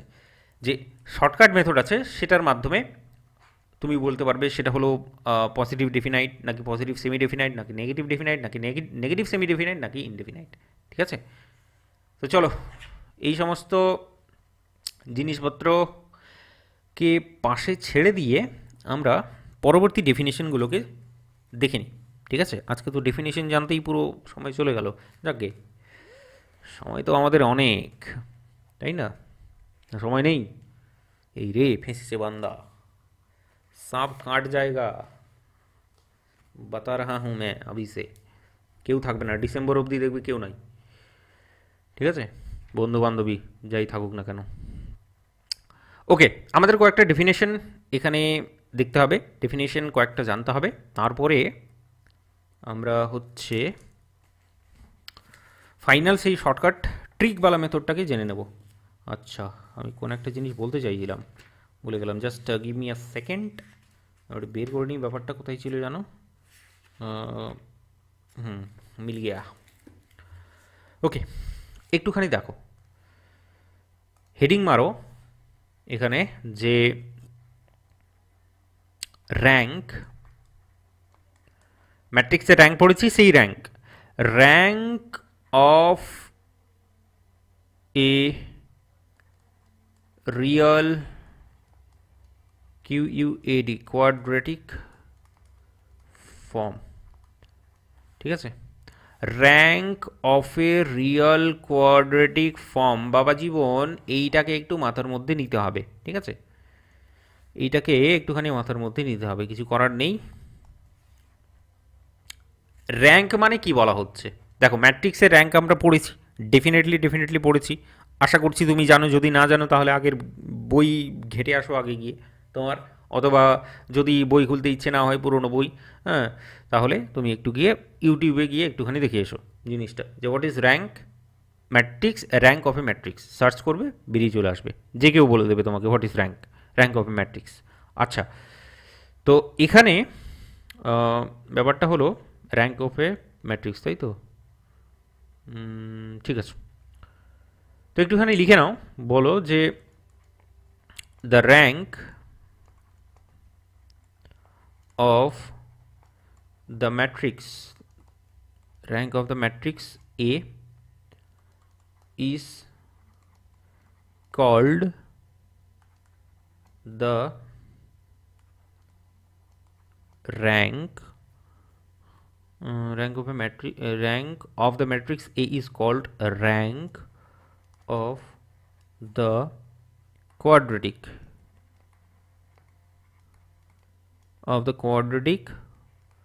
form Q। একটা কোয়াড্রেটিক ফর্ম ধরো বলা আছে কিউ সমান সমান সামথিং এক্স টি এ এক্স, তো এটাকে ধরো তুমি সেই কোয়াড্রেটিকটা বলে দেওয়া আছে।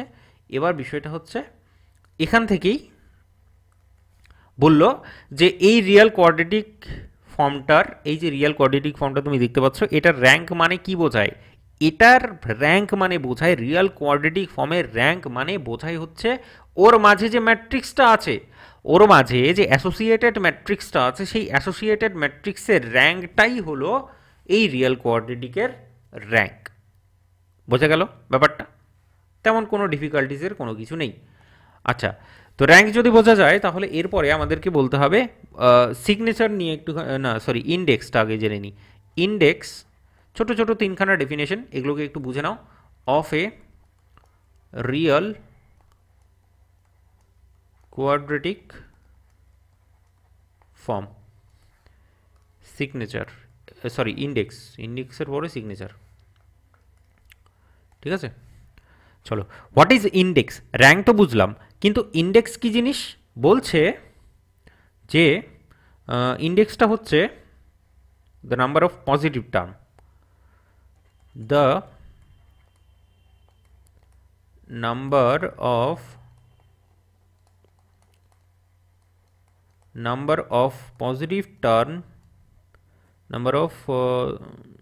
positive terms in the canonical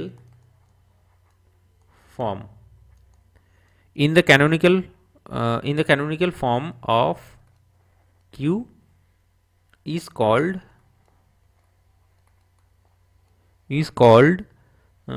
the index, is called the index of the quadratic। দেখো কি বললো, একটুখানি বোঝার চেষ্টা করো। এখানে বলছে the number of positive term in the canonical form of Q is called the index of the quadratic। বোঝার চেষ্টা করো। আমরা একটু আগেই ক্যানোনিক্যাল ফর্মটাকে পড়লাম। এই যে ক্যানোনিক্যাল ফর্ম বলছে যে এই যে কিউটা ছিল, কিউটাকে আমরা একটা এক্সপ্রেশনের মাধ্যমে কনভার্ট করে একটু এম টেম দিয়ে মাল্টিপ্লাই করে এটাকে একটা ডায়াগোনাল ম্যাট্রিক্সে কনভার্ট করলাম। তো এখানে কনভার্ট করার পরে এবিসি তিনখানা ডায়াগোনাল এলিমেন্ট আমরা পেয়েছি। তো হয়তো হতে পারে সেগুলো পজিটিভ, হয়তো হতে পারে সেগুলো নেগেটিভ। এখানে ডেফিনেশনে কি বললো, হোয়াট অ্যাবাউট ইন্ডেক্স? ইন্ডেক্স বলছে যখন তুমি ক্যানোনিক্যাল ফর্মে যখন সেটাকে কনভার্ট করে নেবে, সেখানে দেখবে নাম্বার অফ পজিটিভ টার্মস, কতগুলো পজিটিভ টার্ম সেখানে আছে, সেটাই হচ্ছে ইন্ডেক্স অফ দ্য কোয়াড্রেটিক। সেটাকেই বলা হচ্ছে ইন্ডেক্স অফ দ্য কোয়াড্রেটিক। সেখানে আমরা কি কি পেয়েছি? আমরা ডায়াগোনাল ম্যাট্রিক্সটা এখানে এবিসি কনসিডার করেছিলাম, তো ধরলাম তিনখানাই পজিটিভ। যদি তিনখানাই পজিটিভ হয় তাহলে এর ইন্ডেক্স হবে 3। যদি দুখানা পজিটিভ হয় আর একটা নেগেটিভ হয় তাহলে এর ইন্ডেক্স হবে 2। ঠিক আছে? এইভাবে জিনিসগুলোকে ডিফারেন্সিয়েট করতে হবে। তো ইন্ডেক্স ব্যাপারটা আমি আশা করছি মাথার মধ্যে ঢোকাতে পেরেছি।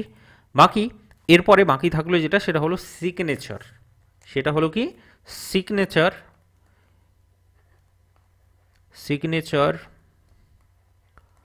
Of A real quadratic form. ठीक है? अब समझेंगे हम लोग सिग्नेचर। What is signature? बुझो ভালো করে। দেখো, সিগনেচার ইজ নাথিং বাট তোমার হচ্ছে পজিটিভ টার্ম আর নেগেটিভ টার্ম। ওই যে ডায়াগোনাল ম্যাট্রিক্সের কথাই বলছি। ডায়াগোনাল ম্যাট্রিক্সে যে পজিটিভ টার্ম থাকে আর নেগেটিভ টার্ম থাকে, তাই তো? তো পজিটিভ টার্ম আর নেগেটিভ টার্মের ডিফারেন্সটাই হচ্ছে সিগনেচার। পজিটিভ টার্ম আর নেগেটিভ টার্ম, যে ধরো আমি বললাম যে 5x5 ম্যাট্রিক্স, তার মানে এখানে ধরো 5খানা টোটাল টার্ম আছে তোমার, 5খানা। দূর মাথা, এক second just give me a second, আমি বললাম কি বললাম 5খানা আছে, তো 5-এর মধ্যে ধরলাম 3খানা পজিটিভ টার্ম আছে, 3খানা হচ্ছে পজিটিভ টার্ম, 2খানা হচ্ছে নেগেটিভ টার্ম আছে। তো এদের ডিফারেন্স কি? 3 - 2, তার মানে 1। এবার বলছে ধরো একটা 6খানা 6x6 অর্ডারের একটা ম্যাট্রিক্স আছে, সেখানে বললো যে এখানে এসছে 2খানা হচ্ছে negative term, sorry positive term এসছে, আর 4খানা নেগেটিভ টার্ম এসছে। তো এক্ষেত্রে এদের মধ্যেকার ডিফারেন্স কত? ডেফিনেটলি তুমি বলবে না যে -2, এটার ডিফারেন্স হচ্ছে 2। ঠিক আছে, ডিফারেন্স বের করতে বলেছে এখানে। সো হয়তো হতে পারে 3 থেকে 2 মাইনাস করছি আমরা প্রথম কেসটার ক্ষেত্রে, আর দ্বিতীয় কেসটার ক্ষেত্রে আমরা উল্টো দিকে মাইনাসটা করছি, তার মানে 4 - 2 করছি। তো দ্যাট ইজ 2 ইজ দ্য উত্তর। ঠিক আছে, so it is called the signature. তো এটাকে একটু বাংলা সোজাসাপটা বাংলা ভাষায় একটু লিখে নিই, তাই তো? ইংরেজি দেখতে কিন্তু সেই তো বাংলাই হলো ব্যাপারটা। চলো সময় নষ্ট না করে সিগনেচারটাকে একটু লিখে নিই। বলছে the difference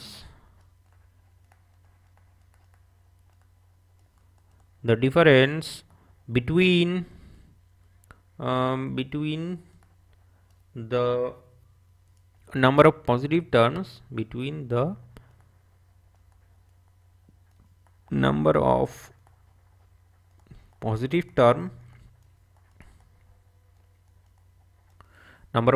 terms and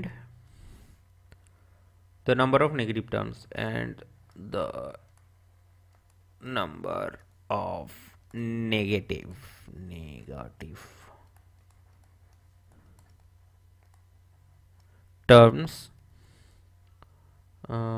terms in the normal form অথবা canonical form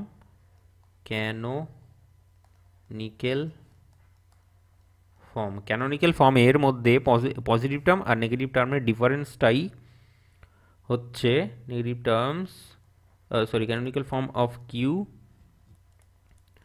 is called signature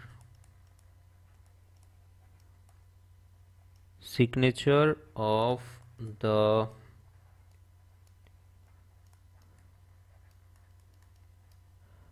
quadratic form Q।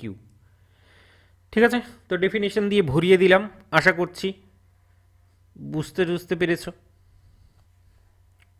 ঠিক আছে, তো এরপরে একটা ছোট্ট করে এক্সাম্পল নিয়ে নিই। এক্সাম্পলটা নিয়ে নিলে তোমার পুরো ব্যাপারটা ঝাঁ চকচকে হয়ে যাবে একেবারে। আমি বলছি তোমাকে, ধরো যে কোনো একটা আমি র্যান্ডামলি চুজ করছি, দাঁড়াও একটা বই আছে, বই থেকে নিয়ে নিচ্ছি এক্সাম্পলটা। একটা কোয়েশ্চেন ধরো, সেখানে বলা হয়েছে কিউ যে কোয়াড্রেটিক ফর্মটা আছে সেটা দেখতে হচ্ছে x1 তার স্কোয়ার হতে পারে সেটা x2 plus 2x2 plus 3x3 তার স্কোয়ার মাইনাস 2x1 x2 আছে, আর আছে হচ্ছে 4x2 x3, এইটা আছে। ঠিক আছে, তো এই টাইপের একটা কোয়াড্রেটিক তোমাকে দিয়ে দেওয়া হয়েছে। এর অ্যাসোসিয়েটেড ম্যাট্রিক্সটা কী হবে তুমি একটু ক্যালকুলেট করে আমায় একটু জানাও। তুমি একটু ক্যালকুলেট করে আমাকে একটুখানি জানাও। This one, what about a বন্ধু? এক্স তো আমি জানি, এক্স ইজ নাথিং বাট হচ্ছে তোমার x1 x2 আর x3, এখানে 3খানা ভেরিয়েবল আছে x1 x2 x3, that is why this one. But what about a? So A is nothing but আমরা এখান থেকে বের করছি এটা কত ক্রস কত হবে, অবশ্যই ডেফিনেটলি 3খানা ভেরিয়েবল আছে, তার মানে এটা 3x3 ম্যাট্রিক্স হবে। আচ্ছা, এখানে দেখো x1 x2 x3, তো x1 x2 এবং x3 আমরা লিখে নিলাম। তারপরে দেখো পরেরটা কি হবে, x1 x2, তো এখানে একটা x1 x2 হবে, এখানে একটা x1 x2 হবে, তাই তো? সেটাই তো দেখলাম আগে। তো এটা হয়ে যাচ্ছে তোমার জন্য -1, এটা হয়ে যাচ্ছে তোমার জন্য -1। তারপর এটা দেখো দিস ওয়ান, এখানে হবে x1 x3, এখানে কিন্তু x1 x3 বলে কোনো টার্ম নেই, মিসিং, তার মানে এটাও 0 এইটাও 0। বাকি পড়ে থাকলো এখানে x2 x3, তার মানে কোনটা, একটা এই পজিশনটা আর এই পজিশনটা। x2 x3 যদি একটুখানি বলো তাহলে এখানে হয়ে যাবে 2, এখানে হয়ে যাবে 2, কারণ টোটাল 4 আছে, that is Y half half করে দিলাম। So A is this one, তোমার সামনে খুব দারুণভাবে ঝাঁ চকচকেভাবে উঠে এসছে। এবার ধরো ক্যালকুলেশনটা আমি নইলে স্কিপ করলাম এখনকার জন্যে। আমি বলছি যে এই যে এর ক্যানোনিক্যাল ফর্ম বা নর্মাল ফর্ম যেটা আসবে, নর্মাল ফর্ম সেটা হলো, সেটা নর্মাল ফর্ম কীভাবে আসে সেটা ডেফিনেটলি আমরা শিখব।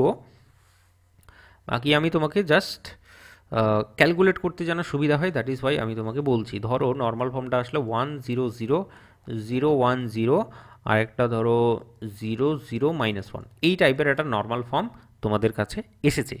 এইবার বলো এখান থেকে যে what is the rank, what is the rank, rank of this quadratic, rank of q যদি বলে তাহলে কি হবে? আরেকটা বললো ধরো র্যাঙ্ক হলো, তারপরে হচ্ছে তোমার ইন্ডেক্স, ইন্ডেক্স অফ কিউ কি হবে? আর সিগনেচার, সিগনেচার অফ কিউ কি হবে সেটা একটুখানি বলো। So rank of q is nothing but, এই যে এ ম্যাট্রিক্সটা আছে, এই এ ম্যাট্রিক্সটার র্যাঙ্ক যেটা হবে সেটাই হচ্ছে র্যাঙ্ক অফ কিউ। এখন বিষয়টা হচ্ছে আরও সহজ করে দিলে, তোমাকে যদি ডাইরেক্টলি বলি এই যে নর্মাল ফর্মটা বেরিয়েছে, এই নর্মাল ফর্মের যেটা র্যাঙ্ক হচ্ছে সেই র্যাঙ্কটা আর এই র্যাঙ্কটা একই। ব্যাপারটা বোঝা গেল? তো নর্মাল ফর্ম আলটিমেটলি যেটা আসবে সেখান থেকেই দেখবে যে এটার র্যাঙ্কটা কত। তো ডেফিনেটলি এটা দেখেই বুঝতে পারছো এটা র্যাঙ্ক হচ্ছে তোমার 3। So rank of q is nothing but 3। ঠিক আছে? Index of q is what? Index of q বলে তো এই যে নর্মাল ফর্মটা এসছে, এখানে তোমাকে দেখতে হবে ডায়াগোনাল এলিমেন্টগুলো, ডায়াগোনাল এলিমেন্টের মধ্যে কতগুলো পজিটিভ টার্ম আছে।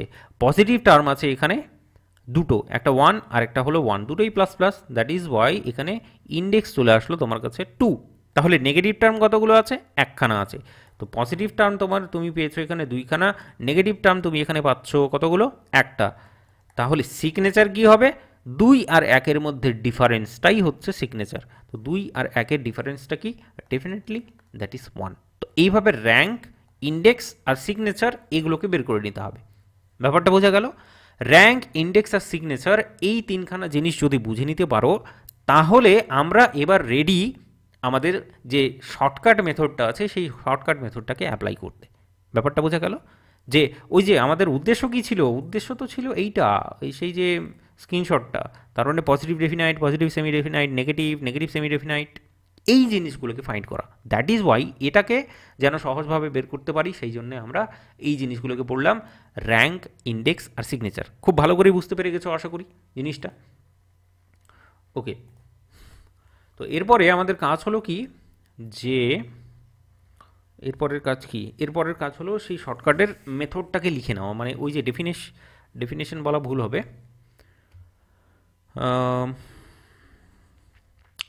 কি বলবো, আচ্ছা লিখি তারপরে বলছি। এখানে বলবে যে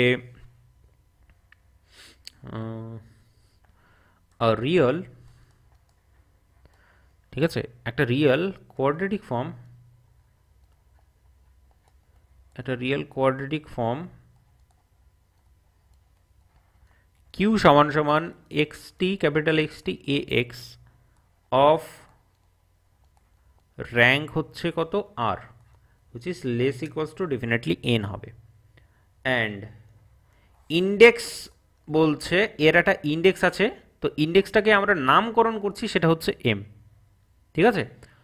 ইজ বলে বলে, জাস্ট ইজ বলে ড্যাশ দিয়ে দাও একটা, ঠিক আছে, স্টার মার্ক করে লিখতে পারো, ফর্মুলা টাইপ জিনিসগুলো এগুলো। তো একটা রিয়েল কোয়াড্রেটিক ফর্ম আছে, সেই কোয়াড্রেটিক ফর্মটা হচ্ছে কিউ আকারে, সেটাকে আমরা এক্সটি এ এক্স আকারে লিখতে পারি। এখানে বলছে এই রিয়েল কোয়াড্রেটিকের যেটা র্যাঙ্ক সেটা হলো আর, এই রিয়েল কোয়াড্রেটিকের এন বলতে N is nothing but the order of the matrix. Order of the matrix বলে তো এই যে এটা এ হচ্ছে এন ক্রস এন ম্যাট্রিক্স, সেটা সেই এনটাকে এখানে লেখা হয়েছে আর অন্য কিছু নয়। ব্যাপারটা বোঝা গেল? সেই এনটা বোঝা গেল। তো র্যাঙ্ক বলে দেওয়া আছে, এখানে অর্ডার অফ দ্য ম্যাট্রিক্স বলে দেওয়া আছে, এখানে বলে দেওয়া আছে index, index is m. Now the point is কখন আমরা এইটাকে, এই যে মালটা আছে কিউ মালটা আছে, এটাকে আমরা কখন পজিটিভ ডেফিনাইট বলবো, কখন আমরা এটাকে পজিটিভ ডেফিনাইট বলবো, কখন বলবো পজিটিভ ডেফিনাইট?